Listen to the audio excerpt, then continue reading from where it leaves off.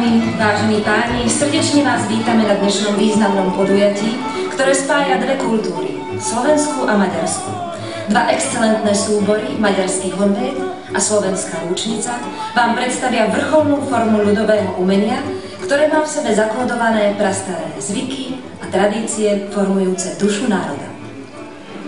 Ďakujem, že ste prijali pozvanie na tento večer a si uvedomujem, že hlavným dôvodom tohto rozhodnutia, že ste prišli sem, bola skutočnosť, že vystupujú dva popredné súbory Strednej Európy, honvéd a rúčnica. Ako to bolo povedané, spoločné vystúpenie 5. septembra roku 2012 v Budapešti bolo ozajstným kultúrnym zážitkom. My máme 15-ročný partnerský vzťah s rúčnicou. A keďže máme partnerský vzťah, tak sme povedali, nech má to nejaké vyvrcholenie a nejaký impuls. A preto sme sa rozhodli, že musíme urobiť niečo spoločne.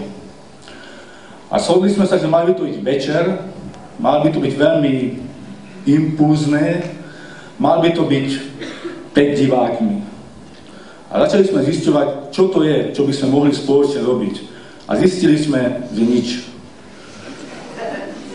Členovia súboru Rúčnice nechcú chodiť na zmeny do Slovnastu. Nemajú radi ropu, ani bitumen. Pán Nosál napríklad mal ponuku na operátora a neprijal to. Potom sme museli zrušiť jeho kartu vstupnú, lebo to neprijal. Ako ďalej pokračovať v tomto? Sme rozmýšľali a povedali sme, že to my nevieme spolu, tak nech je z toho trojuholník. A keď trojuholník, tak od susedov to najlepšie. Tak sa to stalo v Budapešti a bolo to fakt ozajstne a fakt veľmi, veľmi dobré. Chceli sme to opakovať aj v Bratislave. A preto sme tu.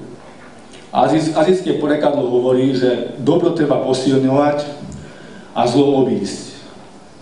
Spoločné pocity, dobré pocity, pozitívne pocity dobrých ľudí spájajú ľudí.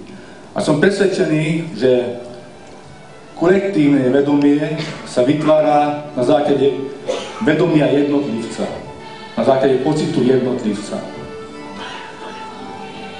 Keď dneska, ako ste prijali naše pozvanie a prišli ste na toto kultúrne podujatie, tak s tým som presvedčený, pomáhate dobru a oslabujete zlo. Ďakujem, že ste prišli.